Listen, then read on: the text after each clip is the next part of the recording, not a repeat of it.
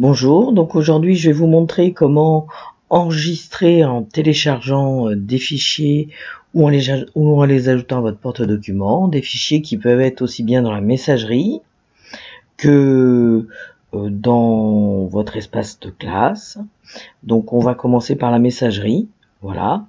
Donc là j'ai le petit bouton rouge qui m'indique qu'il y a effectivement un message.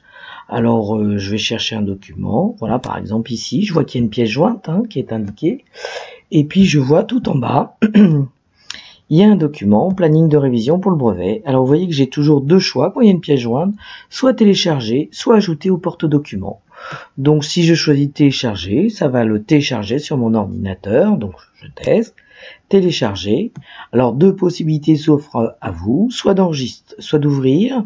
Alors là, moi j'ai Word, mais vous pouvez aussi ouvrir là c'est un document, un traitement de texte, donc vous pouvez l'ouvrir aussi avec LibreOffice, ou vous pouvez l'enregistrer.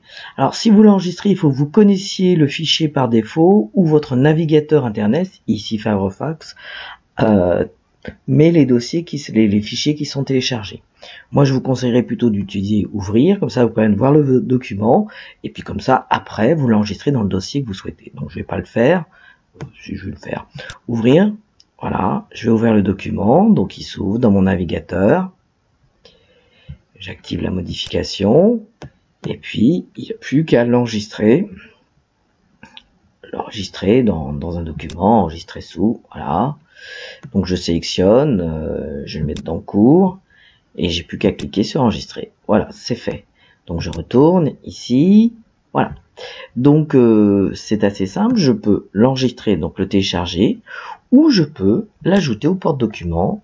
Alors là, il n'y a qu'un seul dossier personnel, mais il pourrait y avoir d'autres dossiers. Donc là, je vais sélectionner dossier personnel et je vais mettre ajouter. S'il y avait d'autres sous-dossiers en dessous, je pourrais, en cliquant sur les sous-dossiers, sélectionner ici. Voilà. Donc, je l'ai ajouté au porte-document. Alors, on peut le faire aussi sur l'espace classe. Je vous montre. Par exemple, ici. Donc là, espace classe. Donc, je descends. Et vous allez dans votre classe. Alors, on va aller dans le blog pour aller chercher un cours qui a été mis par un professeur avec une pièce jointe. Par exemple, ici, en histoire géo, il y en a. Ça va permettre de voir un autre type de document. Alors, vous voyez que là, il y a un texte. Et en bas, on retrouve les deux mêmes fonctions qui fonctionnent exactement pareil.